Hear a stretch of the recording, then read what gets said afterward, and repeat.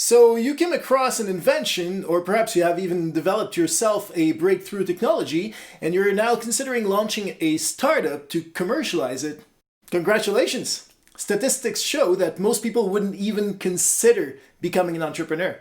Today we'll have a look at some of the most basic elements that can help you turn your invention into a venture, or otherwise turn your gadget into a rocket.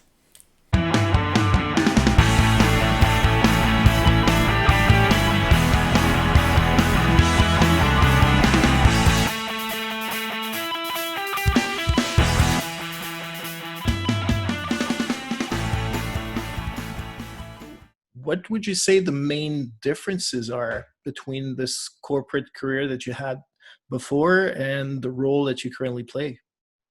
I don't have someone to complain to. Actually, that's not true. I have a lot of people I can complain to. I'll do that after this call. I mean, that's really hard because there's always someone I can report to. I have my advisory board, or I had my boss. I have customers, and I know what they want. And there's no one else ahead of me, like, who will have to get the work done if there's a request. Like, that just lands on me. If no one else does it, like, the stopping point is me. So maybe there's some weight there. So when it comes to it, like, you're just working in different ways, but actually, like, the core difference is, I think, it's personal. It's my excitement to do what I do every day, where like I don't question waking up in the morning because I actually get excited to do what I do. Well, from a personal perspective, it's extremely satisfying to go from an ID and having a paying customer. It's insanely satisfying. So that feeling is very special, and also the feeling of building a company, having employees with families that rely on you and your good work. That's also extremely satisfying. From a money standpoint, it's one of the best way to create value, right? So it's there's very little other way to create value in short time frames.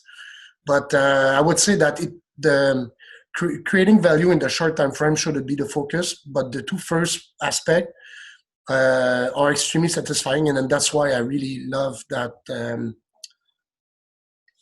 job, right? Or that role. Now, when I was a kid, I wanted to be that guy, the guy who went on exciting adventures all the time. And when I became a teenager, my father told me, you want an exciting life? Better become an entrepreneur. You'll have ups and downs, it'll be a roller coaster, and you'll really be an adventurer then. And he was right. I became an entrepreneur at age 16 and I never looked back. But again, statistics show that it's not exactly a God-given right to succeed as an entrepreneur. There are 50 million startups launched worldwide every single year. That's 2,500 just in the time that you'll be watching this video. 90% of them, however, never succeed. They end up failing for a variety of reasons. But what most successful businesses have in common is disruption built right into their DNA. And disruption starts with scientific and technological advances. But if technology is a great starting point, from a business point of view, it's not even the beginning. In this series of 6 videos, we'll go through basic concepts and best practices that serve as a launchpad for startups.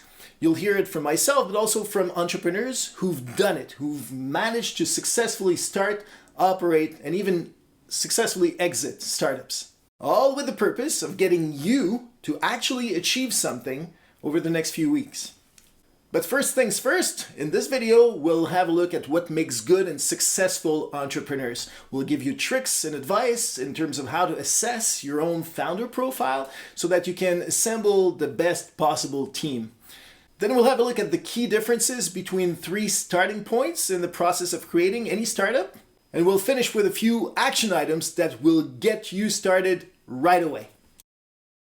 So these guys might be the idea that you have of a successful entrepreneur. Young, energetic, somewhat geeky, perhaps eccentric, someone who's been working in their college dorm room with a bunch of college kids eating pizzas and drinking beer all the time. What if we built our own company? Well, you might be watching a little too much television.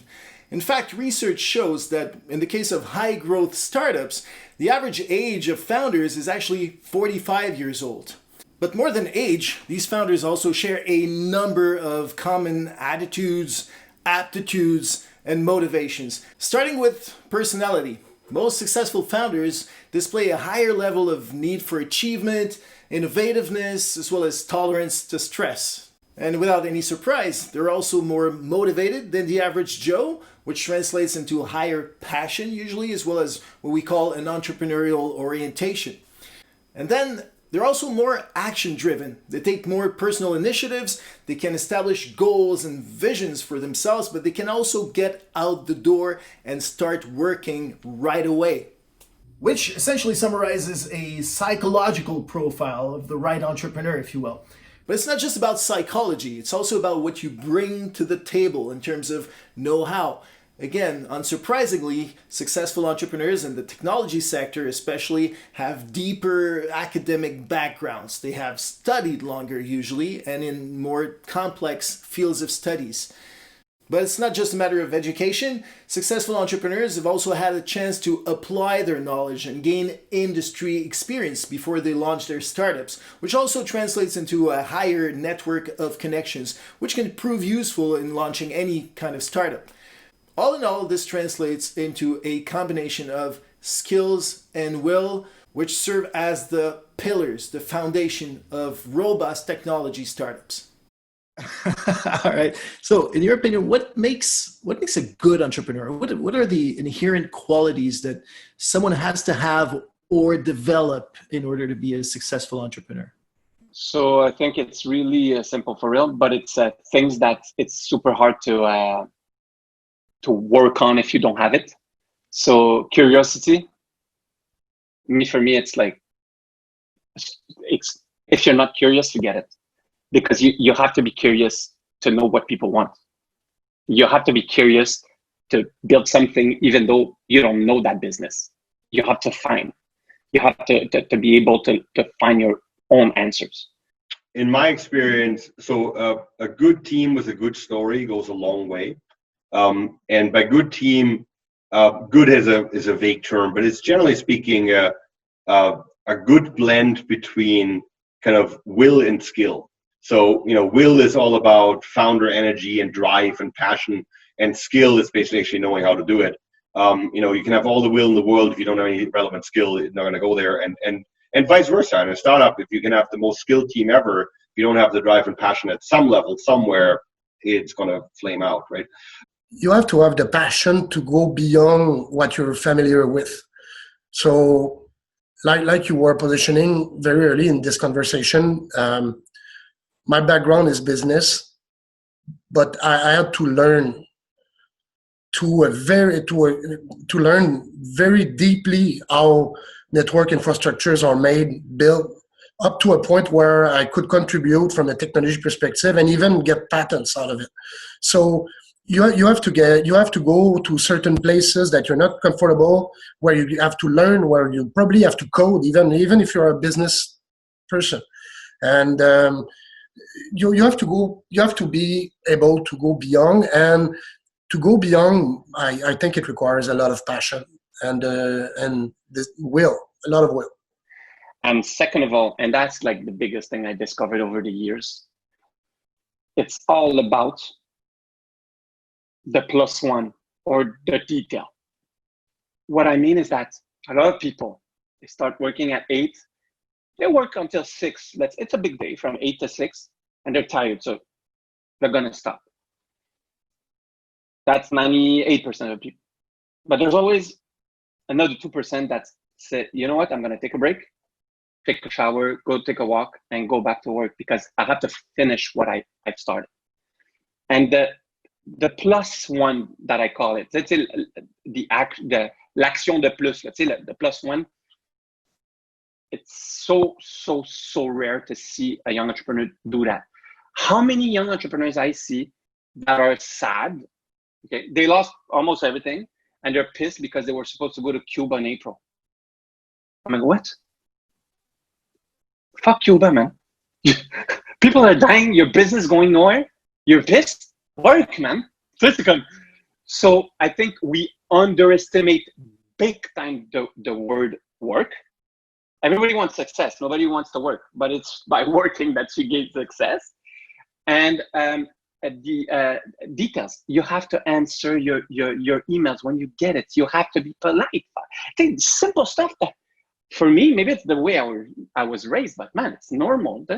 But there's a lot of, and I hate to say that because a lot of people say, yeah, it's a generation thing. I'm that generation, so I don't think it's the generation thing. And I know a lot of young entrepreneurs that are 34, 35 that are like, they're ready to go to war, man, to sell their mom to achieve their success. Oh no, I have to stop. I have to go meet my girlfriend. What? I'm like, we're in the middle of something. It's like, is she dead? Is she dying? Is she giving birth? No. So wait, man. You know, so people, they don't want to do sacrifices. Sacrifices is not going to Cuba. That's not a sacrifice. That's an ultra luxury to go to Cuba. Wake up and look at the world, man. One of the unfortunate side effects of young, energetic entrepreneurs is that often just professionalism, maturity, conflict resolution, those kind of things are not the most developed skills. Obviously, that's not universally true, but that is for a non-trivial group, that's still a skill set that's developing, partly for lack of experience, right? Because you have to have a certain amount of life experience to even gain those skills. I was a pain in the ass, cocky little chit when I started my career, so it just is what it is, right? And so to summarize, at this point, what is crucial for you to do is come up with a listing of your personal entrepreneurial assets. Who do you know? What can you do? What are you passionate about? What are you even known for, perhaps? And if you connect the dots between all those bubbles, you'll probably find out exactly what it is that you should and would like to do. And to help you out, there are several tools available on the web. For instance, the Business Development Bank of Canada proposes an entrepreneurial potential self-assessment questionnaire that you can fill out online and will give you a real-time assessment of your aptitudes, attitudes, and motivations as an entrepreneur. The URL where to find it is kind of long, so take a minute to note it down. So first, find out about yourself and then answer the next question, which is, what do you have to offer and what will you be offering this world as an entrepreneur? There are usually 3 starting points for a business. You can either have a technological breakthrough, an idea, or a passion. Some people start a business with just a passion. That is, they're passionate about flowers and they decide to open up a flower shop, for example. Some are passionate about the problem, like solving food waste at the global level.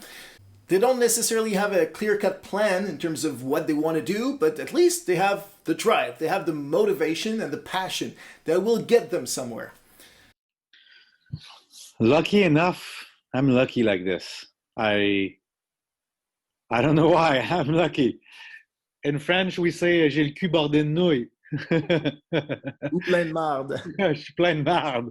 I'm somehow, and I think, and I know the answer. I know why everything I launched had such a success. And the answer is very simple. It's because I've never started a product or a company out of a desire to be rich, really. I love having money. I'm very abundant right now, and I bought a nice, beautiful, amazing land where I have an amazing house by a lake, and I'm I became rich, if I can say, right? But it wasn't the first intention. And I lived for years naked on the beach. I had nothing. I had no money. I didn't do my income taxes for 8 years. I was off the grid, literally. I didn't have a medical care card because government was like, who are you? We haven't seen you for so many years, right? I was a bushman. And I was so happy as a bushman, as a hippie living off the farm, that when I started my project, because I thought I was going to live on the beach all of my life, right? I was so happy like this. I was living in Hawaii. I mean, it's a good place to be. Let me tell you this. So when I came to Montreal, where I never lived, and I started my first company, which was Curaissance and the kombucha at the same time, I started because I was passionate about it. I was so freaking passionate about what I was doing. And I had those sparkles in my eyes when I was talking about it. But that's why my companies always worked, because I made products out of a desire, out of a mission to save the world in a way, right? I was young and I was like, I want to change how people are eating. I want to eradicate pop drinks because they're a nightmare. And I want to make a drink that's going to be good and that's fizzy, but healthy for you. And I was so passionate about it that I think it was contagious. I think people were like, this is really good. He's doing it for the real reason, right? So I think that's how I sold so fast and I became successful with all my products. I think it's because there was a mission into it. Now, more than the passion for something, some actually have an idea. That's usually something that is a solution for a problem that they find very important and compelling, and that they have somewhat an idea of what they would do in order to solve that problem. They might not know if their idea is going to be doable or feasible in the end, but that's a secondary concern. And some start with actually something they have built, developed, or perhaps just even discovered. That's the foundation of most science and technology-based startups, which are the most value-adding type of startup there is. In all cases, all three startup types start with the same imperative. And that imperative is not falling in love with a technology solution or with a product, but rather to fall in love with a problem, an important problem you want to solve. It's the typical effect of a mom or a dad that falls in love with the baby, and maybe you might have the ugliest baby in the world, with diseases, with everything, but to your eyes, that's the most amazing baby in the world, but maybe to the eyes of other people, it's not the same. So what I'm trying to say that don't fall in love with the product or the idea, fall in love with what you're trying to solve. If what you're trying to solve is that your child is gonna graduate from Harvard, from Princeton, then the baby, you need to tweak it, the baby, in order to make it happen. So it might go to Princeton or Harvard. Sure. So I think there's a problem that is very hard to realize, and that's a mistake that every single entrepreneur is facing.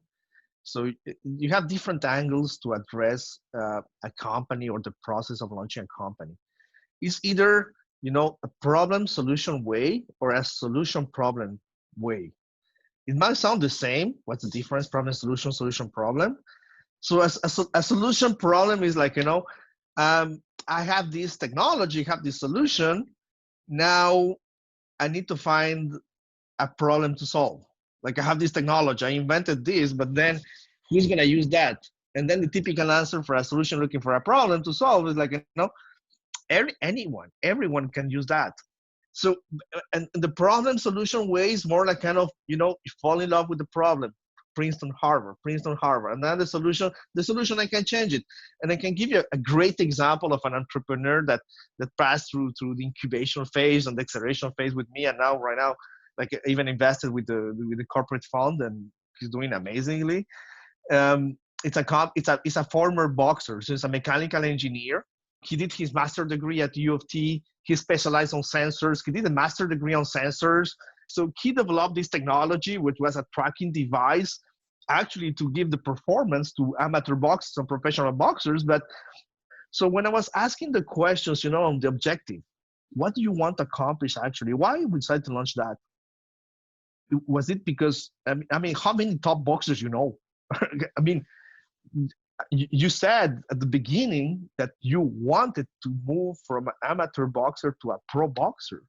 So this technology that developed actually is not addressing that need. You're not helping the Khalils of this world. And his name is Khalil. And he was like, interesting. So what do you want to achieve? Do you want to give the chance to every single person to train and to track and to perform, to benchmark themselves as you were pitching me? Is that the problem you want to solve? Or is your ego talking that you want just this layer of people to use that because it's going to appear on the news, it's going to appear on the TV, and ego is the worst ever advisor for an entrepreneur, because then, wow, like I'm on TV, like I'm on newspaper, like I got featured, like, you know, my technology got featured in the Olympics. Yeah, but you're not making money. Who cares if you're in the Olympics, you know? And then when he started realizing that, on that he was focusing, you know, on too much on the solution, and to be too much perfectionist and not on the big problem, which was, you know, this big amount of people that were looking for that. The most amazing thing is that he was so much focusing on solving this problem, on helping people. So he changed the whole criteria. Was not the technology or the sensor. He started slowly moving. No, the pain point, the what I want to be recognized is to be someone who help people, well, know how to box better, train better, dream that they can be, you know, a Rocky Balboa. Have I explained very well, like, the difference between both kind of approaches on how to see the technology and how it could have driven like this amazing product that right now is doing close to $2 million per month in sales, to just a tiny hobby business where there's a geek close-minded that has its product being used just by the Olympics teams and the boxing teams, like top elite boxers, but, you know, just paying for pizzas. In fact, if you ask entrepreneurs, some will tell you what they want to do. Perhaps they know already how they're going to do it, but eventually the third order question becomes, you know, why should we do it? What purpose is it going to serve? All successful startups actually reverse that questioning and start with why. That is, they ask the question, what problem can I solve? And then comes the how question, using a technology that I've just developed or something I've just discovered. And then the what question, which is what form or shape will it take in terms of products or services? That is the right order in which to ask questions if you want to build a successful startup. And even though he discusses that in more generic marketing terms, Simon Sinek's Start With Why book explains exactly this line of thought. Here's what he had to say in his TED Talk. Why, how, what? This little idea explains why some organizations and some leaders are able to inspire where others aren't. Let me define the terms really quickly. Every single person, every single organization on the planet knows what they do, 100%. Some know how they do it, whether you call it your differentiating value proposition or your proprietary process or your USP. But very, very few people or organizations know why they do what they do. And by why, I don't mean to make a profit. That's a result. It's always a result. By why, I mean what's your purpose? What's your cause? What's your belief? Why does your organization exist? Let me give you an example. I use Apple because they're easy to understand and everybody gets it. If Apple were like everyone else, a marketing message from them might sound like this. We make great computers. They're beautifully designed, simple to use, and user-friendly. Want to buy one? Meh. And that's how most of us communicate. That's how most marketing is done, that's how most sales is done, and that's how most of us communicate interpersonally. We say what we do, we say how we're different or how we better, and we expect some sort of behavior, a purchase, a vote, something like that. Here's our new law firm. We have the best lawyers with the biggest clients. We have, we always perform for our clients, do business with us. Here's our new car. It gets great gas mileage. It has, leather seats. Buy our car. But it's uninspiring. Here's how Apple actually communicates. Everything we do, we believe in challenging the status quo. We believe in thinking differently. The way we challenge the status quo is by making our products beautifully designed, simple to use, and user-friendly. We just happen to make great computers. Want to buy one? In other words, once again, do not start with the solution, but rather start with the problem you aim at solving. Now, in order to do that, the best practices involve some form of design thinking. And probably one of the best talks about this that can be found online is that of Tony Fadell, the co-founder of Nest, which got acquired by Google for a few $1 billion a couple years ago. And here's what he had to say about discovering problems that are important enough to warrant the development of a product or a startup. In the great 1980s movie, The Blues Brothers, there's a scene where John Belushi goes to visit Dan Aykroyd in his apartment in Chicago for the very first time. It's a cramped, tiny space, and it's just 3 feet away from the train tracks. As John sits on Dan's bed, a train goes rushing by, rattling everything in the room. John asks, "How often does that train go by?" Dan replies, "So often, you won't even notice it." And then something falls off the wall. We all know what he's talking about. As human beings, we get used to everyday things really fast. It's a process called habituation, and it's one of the most basic ways as humans we learn. But sometimes habituation isn't good.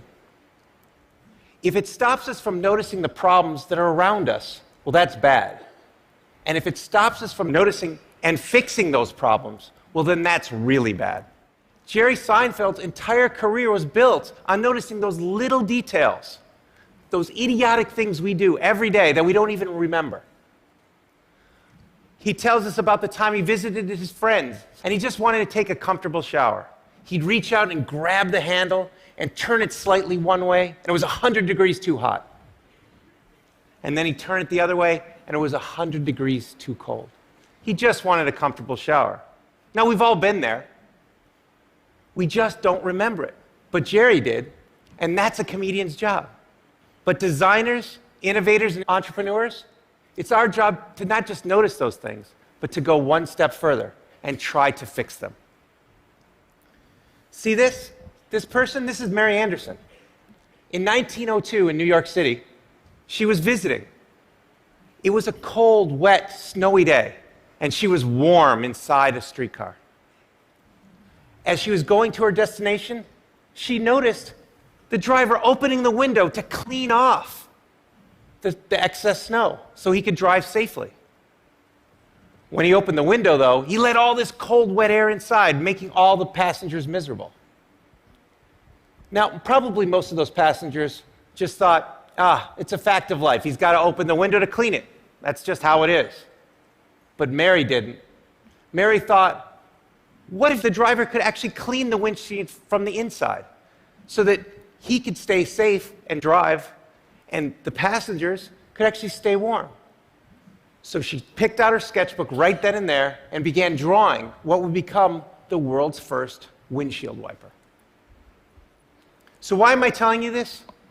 Well, it's seeing the invisible problem, not just the obvious problem, that's important, not just for product design, but for everything we do. You see, there are invisible problems all around us, ones we can solve. But first, we need to see them, to feel them. But let me leave you with a few tips that I do, that we all can do, to fight habituation. My first tip is to look broader. You see, when you're tackling a problem, sometimes there are a lot of steps that lead up to that problem, and sometimes a lot of steps after it. If you can take a step back and look broader, maybe you can change some of those boxes before the problem. Maybe you can combine them. Maybe you can remove them altogether to make that better. Take thermostats, for instance. In the 1900s, when they first came out, they were really simple to use. You could turn them up or turn them down. People understood them. But in the 1970s, the energy crisis struck, and customers started thinking about how to save energy. So what happened? Thermostat designers decided to add a new step. Instead of just turning up and down, you now had to program it, so you could tell it the temperature you wanted at a certain time. Now that seemed great. Every thermostat had started adding that feature. But it turned out that no one saved any energy. Now why is that? Well, people couldn't predict the future. They just didn't know how their weeks would change season to season, year to year. So no one was saving energy. And what happened? Thermostat designers went back to the drawing board, and they focused on that programming step. They made better UIs. They made better documentation. But still, years later, people were not saving any energy because they just couldn't predict the future. So what do? We put a machine learning algorithm in instead of the programming. that would simply watch when you turned it up and down, when you liked a certain temperature when you got up or when you went away. And you know what? It worked. People are saving energy without any programming. So it doesn't matter what you're doing. If you take a step back and look at all the boxes, maybe there's a way to remove one or combine them so you can make that process much simpler. So that's my first tip. Look broader. For my second tip, it's to look closer. One of my greatest teachers was my grandfather. He taught me all about the world. He taught me how things were built and how they were repaired, the tools and techniques necessary to make a successful project. I remember one story he told me about screws and about how you need to have the right screw for the right job. There are many different screws: wood screws, metal screws, anchors, concrete screws. The list went on and on. Our job is to make products that are easy to install for all of our customers themselves without professionals. So what did we do? I remembered that story that my grandfather told me. And so we thought, how many different screws could we put in the box? Was it going to be 2, 3, 4, 5? Because there's so many different wall types. So we thought about it, we optimized it, and we came up with 3 different screws to put in the box. We thought that was going to solve the problem, but it turned out it didn't. So we shipped the product, and people weren't having a great experience. So what did we do?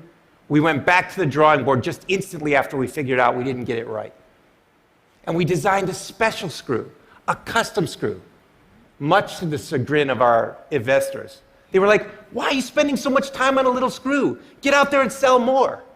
And we said, we will sell more if we get this right. And it turned out we did. With that custom little screw, there was just one screw in the box. It was easy to mount and put on the wall. So if we focus on those tiny details, the ones that we may not see, and we look at them and we say, are those important, or is that the way we've always done it?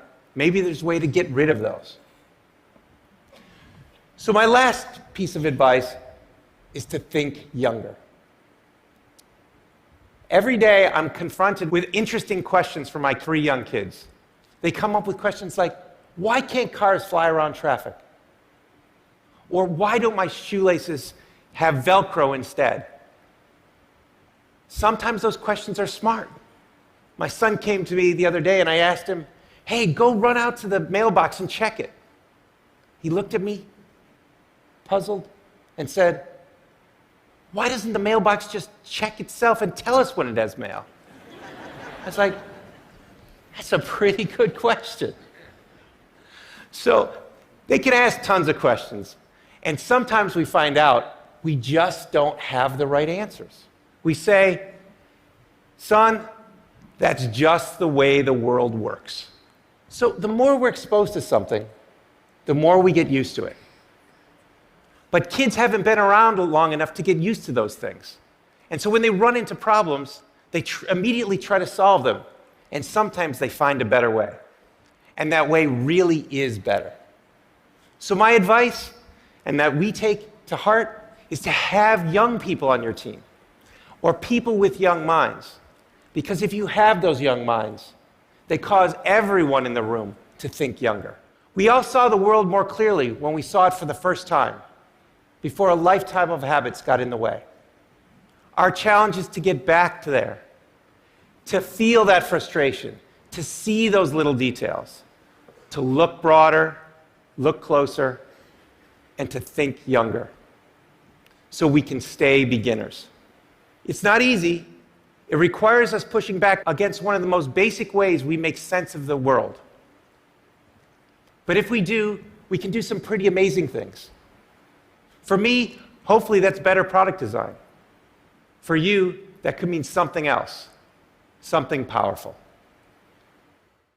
Awesome thoughts in that talk.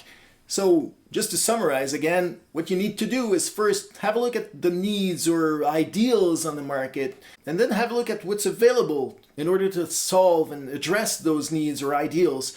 And then look at the gap between the two. That'll give you insights or perhaps discover a problem that you could potentially bridge and address as part of your startup.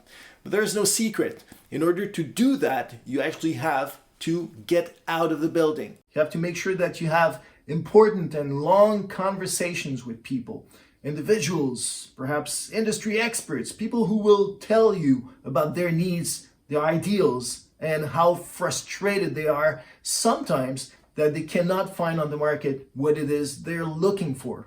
Now, a quick trick in order to make these conversations actually work for you is to use the funnel approach. This approach states that you should start wide. Start with general topics of conversation, like tell me about your job, or tell me about this product category that you usually buy and consume, for example. And then as the conversation flows, you narrow down towards the topic of interest. This enables people to actually warm up to the conversation and to you as an interviewer, for example. But it might also give you additional insights in terms of other problems you might not have foreseen and that your technology could serve as a solution to. And one of the ways to do that and start these conversations is to start with what is called the customer journey or user journey, whereby you'll have a look step by step at how people first look for information, eventually make a decision, use and dispose of the various products that they might have an interest of the various products they use. At each step of the way can provide insights and shed light perhaps on problems and difficulties that consumers are going through. Là, j'ai dit, on va faire le camion, on va faire le véhicule, puis ça va être un véhicule avec beaucoup de nouveautés là-dedans. Et il va y avoir il va y avoir des technologies, évidemment, il va y avoir plein de choses que les opérateurs ont besoin. Et donc, ce que je me suis dit, moi, je me donne un 6 mois pour faire une due diligence de marché, parce que si à l'intérieur de 6 mois, je me rends compte que les opérateurs en Amérique du Nord n'ont pas besoin de quelqu'un qui va arriver avec toutes sortes de nouveautés dans le marché, bien évidemment, moi, je veux pas être là. Donc, pendant 6 mois, j'ai rencontré 500 opérateurs. Là-dedans, il y avait les propriétaires, les opérateurs de flotte, les chauffeurs, les mécaniciens. Puis là, je leur demandais, écoute, donnez-moi 1 heure. Et moi, je veux voir si vous aimez le type de véhicule que vous avez aujourd'hui. Puis je vais rapidement vous présenter qu'est-ce que je pense aujourd'hui que je ferais, que je vais sûrement adapter suite au due diligence que je suis prêt à faire. Et puis, ces rencontres-là m'ont convaincu que ces gens-là n'étaient pas écoutés parce qu'il y avait seulement 3 manufacturiers, puis c'était presque un monopole. En fait, c'est un oligopole, clairement. T'sais. Et là, après 6 mois, j'étais absolument convaincu. Now, as you're conducting those interviews, especially in the business sector, pay special close attention to the following kind of remarks. First one is, nobody does that in our industry. Now, that is a very important kind of remark that usually provides a very fertile and potentially fruitful ground upon which to build a startup. And in the same line of thoughts, there's always the popular, we've always done things this way. No matter what happens, you want to pay close attention to what people are saying, but also you want to sniff around and see what you can discover on top of what you can actually see as you're moving around their facilities, for example.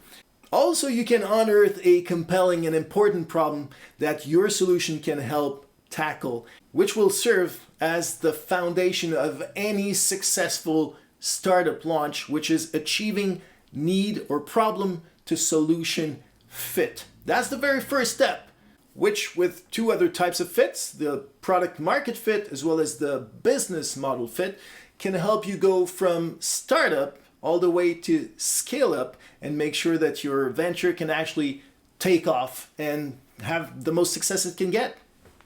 Yet remember that this should always be a work in progress.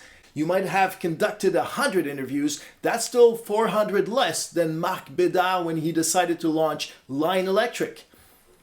In fact, the innovation literature suggests that you need roughly 3,000 raw ideas before you get one success on the market, which means that you have to generate a lot of ideas, which means that you probably should be interviewing and connecting with as many people as you can on an ongoing basis.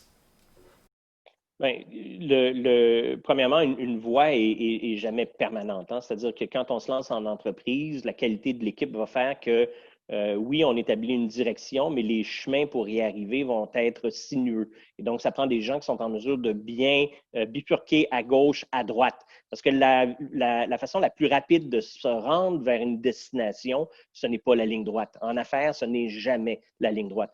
Et l'élément qui est le plus important, on se souviendra d'une chose, on a 2 oreilles et une bouche. Et je vois beaucoup d'entrepreneurs qui ont, semble-t-il, 2 bouches et une seule oreille. Même des fois, ils semblent ne pas avoir d'oreille. Et je suis le premier coupable de ça. Quand j'étais jeune, je parlais beaucoup plus que j'écoutais. Avec l'âge, on écoute davantage et les clients vous disent ce qu'ils veulent. Les consommateurs vous disent ce qu'ils veulent. Il faut les écouter et il faut être capable de bifurquer, de modifier sa trajectoire, de modifier son produit en fonction du feedback du client. Because even though you might have an invention, it doesn't mean it will become an innovation. The difference between the two is its market acceptance. The second an invention goes on the market and becomes accepted, then it becomes an innovation, and then you will have success as a startup. Now, innovation is not a solo sport, it's actually a wiki sport. Wiki comes from the Hawaiian wiki, which means fast, but that actually translates nowadays into mass collaboration. So you want to make sure that you use as much social capital just to make sure your invention can eventually become an innovation. Now, the best practices with regards to wiki innovation are basically to take time. Take time for yourself to think about the potential applications of your invention. Who could use your invention? For what purposes, for example? Make a list of those potential applications. And because great ideas are never great to begin with, they're usually just good until they're debated with other people, make sure that you talk to as many people as possible. Use all the social capital you can get just to make sure that this list is as exhaustive and complete as possible, and that you can identify eventually which are the best ideas to pursue in terms of problems to be solved using your technology. Both startups and scale-ups it's a teamwork, right? I don't think it can be done alone. So that's the first point. And what I mean by that is, obviously, there's several sessions of brainstorming and idea sharing that is done inside the company before going outside. And as we are creating those, let's call that exec summary, if you want, of what the technology or the solution can be, or both, then you have to pick up the phone and talk to as many people as you can. And one of the big mistakes of startups, which I don't know why, but it's never been a problem for me, but people are trying to protect too much. You know, the one thing in life that I think startup founders and entrepreneurs have to understand is very rarely somebody's going to have the time or the will to do what you want to do. So you can share with almost anybody, and it's very unlikely that somebody's going to steal that idea, depending on who you talk to, right? You have to have judgment, obviously, but the idea here is to feel comfortable sharing a lot. Okay, so it means that the first one we started with the technology, which was a real-time compression algorithm, a real-time lossless compression algorithm that was meant to accelerate the internet. So we were super excited about the algorithm, and from there we started to try to figure out where that algorithm should be applied. Okay, so initially we wanted to accelerate Bluetooth, but there was not enough CPU power in equipped Bluetooth devices to actually run the algorithms. After that, we've done tests with Intel on Wi-Fi, the initial Wi-Fi routers, to try to accelerate the original Wi-Fi speed. We were doing exceptionally great, but for most of Intel Wi-Fi routers that we were tested on, there was not enough CPU again. So as we were refining the algorithm, because we wanted to optimize it as much as we could to fit on very low CPU unit, And we ended up actually installing the algorithms on mobile phones, which had significantly more CPU power at the time. So by default, the company started to focus on mobile operators and accelerating what was called the GPRS and the edge networks at the time. So you can call that pivot if you want, but in that sequence of event, we were trying to, very carefully testing out where the algorithms could have the most impact, and we ended up doing it on mobile networks. It was not easy, but it was completely worth it because we were acquired we got acquired for a significant amount of money. Investors and founders made money, and the product is still deployed and still being used today. So this all gives us our very first to-do list, which begins by filling out the Business Development Bank of Canada's self-assessment tool with regards to entrepreneurial profile, which should be completed by your very own assessment of the know-how, the skills and expertise that you can bring to the table as an entrepreneur. That should help you find 2 or 3 potential team members that are complementary to you and with whom you should discuss this list, as well as your own entrepreneurial profile. And then select an invention that you want to work on for the next few days and identify 5 people per team member that you can easily get access to so that you can start discussing the topic right away. So overall, or in a nutshell, understand yourself as an entrepreneur. You want to remember that it's not about your technology, it's about the problem you're going to solve. And then get out of the building and generate as many ideas as you can in terms of how your technology could and should be used. This will give you the material that you need in order to find out which application to pursue and which market to tap into, which will be the topic of our next episode of Gadget to Rocket.